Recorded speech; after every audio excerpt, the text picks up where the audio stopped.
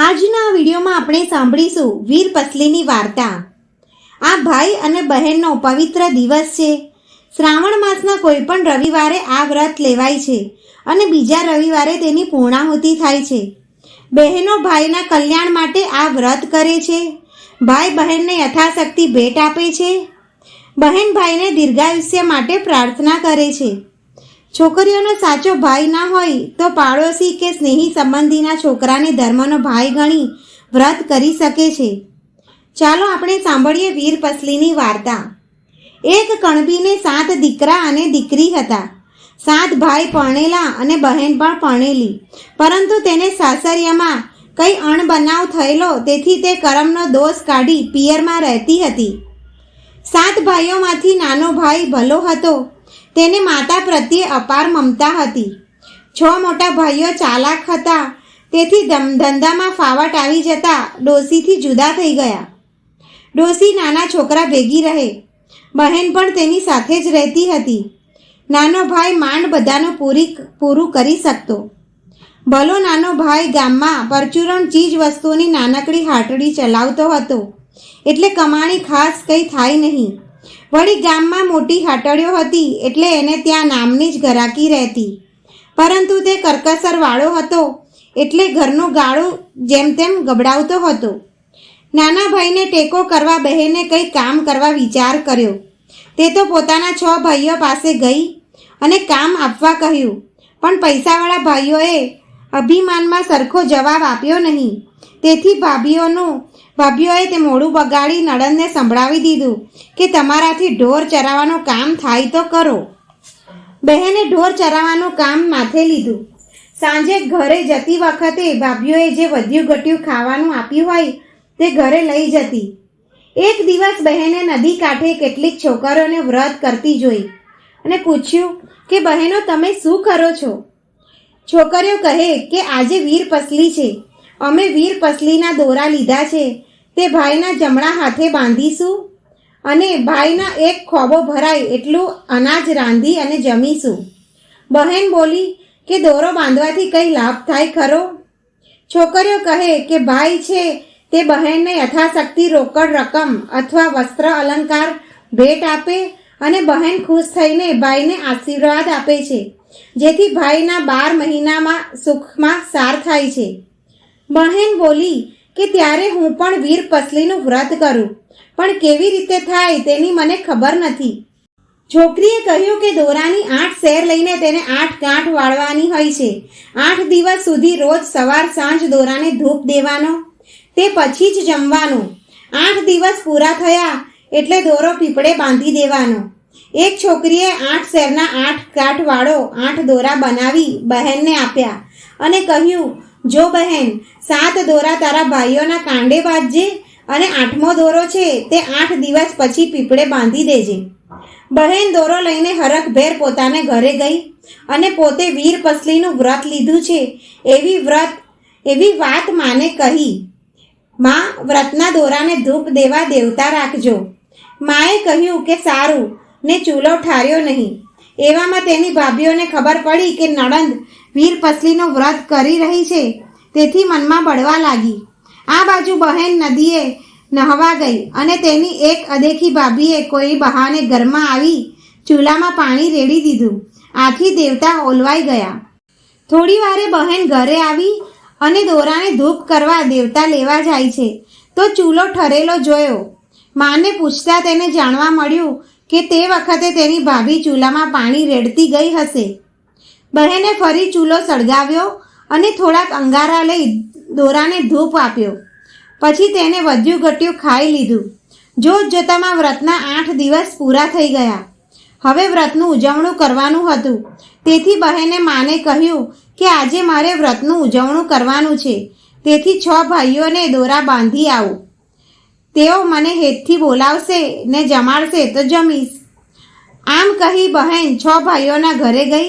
ભાઈઓને દોરા બાંધ્યા, પણ બહેનને કંઈ આપ્યું નહીં અને તેની ભાભીઓએ છણકો કરી કાઢી મૂકી। બહેન હતાશ બનીને મા પાસે ઘરે આવી તો તેનો નાનો ભાઈ થોડી વાર પહેલાં જ ખેતરે જતો રહ્યો હતો। બહેન તો ઉમળકાભેર ખેતરમાં નાના ભાઈ પાસે ગઈ અને બોલી, ભાઈ વીરપસલી, એમ કહી તેને ભાઈના જમણા હાથના કાંડે હેતથી દોરો બાંધી દીધો. ભાઈએ ગળાગળ થઈ કહ્યું કે બહેન, હું તને શું આપું? મારી પાસે તને આપવા જેવું કાંઈ નથી. બહેને કહ્યું કે ભાઈ, તમને ગમે તે આપો, તમે જે આપશો તે મારે મન સોનાનું છે. ભાઈએ સવાશેર કોદરા ખેતરમાં વાવવા લીધા હતા તે બહેનને આપ્યા. માટીનું ઢેફું આપ્યું અને કેડિયામાં ગજવામાં એક પૈસો પડ્યો હતો તે કાઢીને આપ્યો.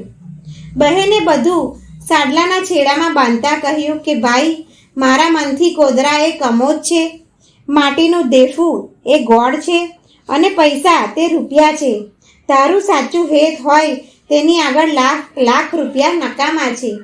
આમ કહી બહેન ઘરે ગઈ તો અસરીમાં તેનો પતિ બેઠેલો. આ તો ન માન્યામાં આવે તેવી વાત હતી. મનમાં થયું કે આવ્યા ક્યાંથી?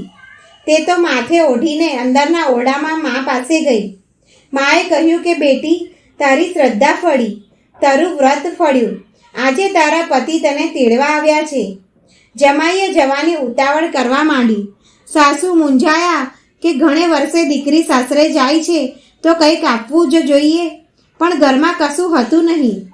બહેનની 6 ભાભીઓને ખબર પડી કે આજે નણંદ સાસરે જાય છે, એટલે નણંદની ઠેકડી ઉડાડવા એક સુડલામાં સાવણી, ફાટેલી ઈંઢોણી, ગાભા અને ચીથરા ભર્યા અને તેનું પોટલું બાંધી સાસુ પાસે આવી. પોટલું આપીને બોલી, આ અમારા તરફથી બહેનને આપજો. ખેતરમાં ગયેલો નાનો ભાઈ પણ ખબર મળતા હરખભેર ઘરે આવ્યો, પણ બહેનને આપવા જેવું કંઈ તેની પાસે હતું નહીં. તેથી ઉદાસ થઈ ગયો. બહેન તેનો મનોભાવ સમજી કહેવા લાગી કે ભાઈ, તે મને હેતથી એક પૈસો આપ્યો છે તે મારે મન 1000 રૂપિયા બરાબર છે. કોદરા આપ્યા છે તે કમોદ બરાબર છે અને માટીનું ઢેફું આપ્યું છે તે ગોળ બરાબર છે. ભાઈને આ સાંભળી ઘણો આનંદ થયો. ભાઈ બહેનને વળાવવા ગામના પાદર સુધી ગઈ. મા પણ ભીની આંખે દીકરીને વળાવીને ઘરે આવી ત્યાં યાદ આવ્યું કે અરે રે, દીકરીને દોરાને ધૂપ કરવો હશે ત્યારે વગડામાં દેવતા ક્યાંથી લાવશે? માટે આપી આવું. મા તો એક ઠીબમાં દેવતા લઈ દીકરીને દેવા માંડી. સાસુને દેવતા આપવા આવેલ જોઈ જમાઈને હસવું આવ્યું કે આ વળી શું? દેવતા દેવા માએ દોટ મૂકી? ડોશીની દીકરી કહે કે નાથ, રૂડા પ્રતાપ એ દેવતાના કે આપણો મેળાપ થયો. મેં શ્રદ્ધાથી વીરપસલીનું વ્રત કર્યું, તેનો જ આ બધો પ્રતાપ છે. તેનું ઉજવણું કરવાનું બાકી છે અને દોરાને ધૂપ દેવા દેવતા જોઈએ એટલે મારી મા આપી ગઈ. પણ ગમે તેમ તોય માની મમતા ને. આગળ ચાલતા એક વાવ આવી એટલે વર અને વહુ પાડ ઉપર થાક ખાવા બેઠા. પછી અંગારા પર દોરાને ધૂપ કરી વહુ વાવમાં નહવા ઉતરી. નહીને તેને વર પાસે સાંડલો માંગ્યો. વરે પેલી બાચકી ખોલી તો અંદર રંગબેરંગી રેશમી ચીર જોયા. તેને કહ્યું કે કયા રંગના ચીર આપું? વહુ કહે, અમારે વળી હીર ચીર કેવા? વરે જુદા જુદા ચીર બતાવ્યા અને તેમાંથી ગુલાબી રંગનું ચીર કાઢીને વહુ તરફ ફેંક્યું. તે વહુએ પહેર્યું તે સમજી ગઈ કે આ બધો વ્રતનો પ્રભાવ છે. વહુએ બહાર નીકળી બીજી બાચકી ખોલી તો તેમાં ગોળ, ચોખા અને સોનામહોર હતા. નાના ભાઈએ આપેલ પૈસા સોનામહોર બની ગયા. માટીમાંથી ગોળ બની ગયો અને કોદરા હતા તે કમોદ થઈ ગયા. વહુ તો વિચારમાં પડી ગઈ કે આ શું? પછી એને વરને સોનામહોર આપી ગામમાં ખાવાનું લેવા મોકલ્યો. વર ગયો તે સાથે અહીંયા વાવની જગ્યાએ ભવ્ય મહેલ ઊભો થઈ ગયો. વહુ 16 શણગાર સજીને 7મા માળની બારીમાં ઊભી હતી. થોડી વારે વર ઘરે આવ્યો ત્યારે વાવ ન જોતા મૂંઝાયો કે અહીંયા વગડામાં એકાએક મહેલ ક્યાંથી આવી ગયો. ત્યાં તો વહુ મહેલમાંથી દોડી આવી અને વરના હાથમાંથી પોટલું લેતા બોલી કે નાથ, આ બધો વ્રતનો પ્રભાવ છે. ચાલો મહેલમાં, હું ઝટપટ રસોઈ કરી આપું.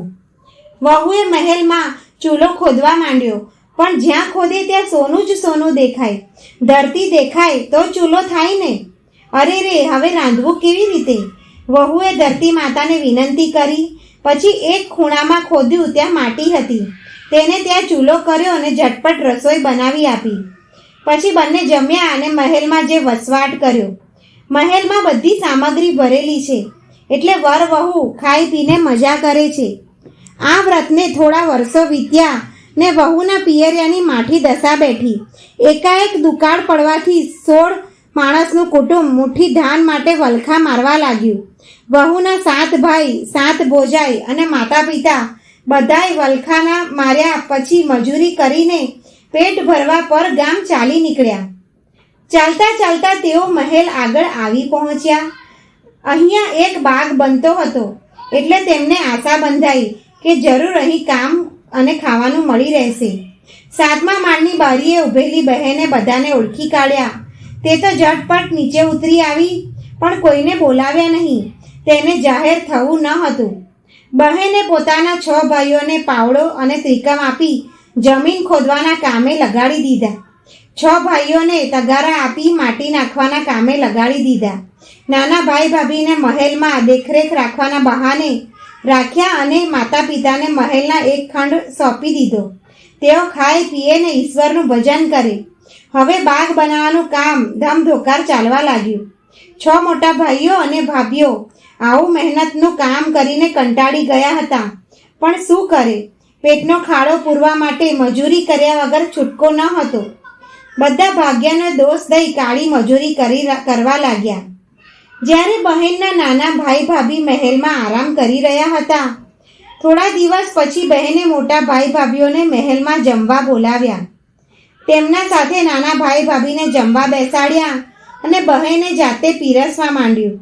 તેને મોટા ભાઈના થાળમાં સોનાના લાડવા પીરસ્યા અને ભાભીઓના થાળમાં ચાંદીના લાડવા પીરસ્યા અને વાટકામાં રાબ પીરસી. જ્યારે નાના ભાઈ ભાભીના થાળમાં ચૂરમાના લાડુ અને દાળ પીરસ્યા.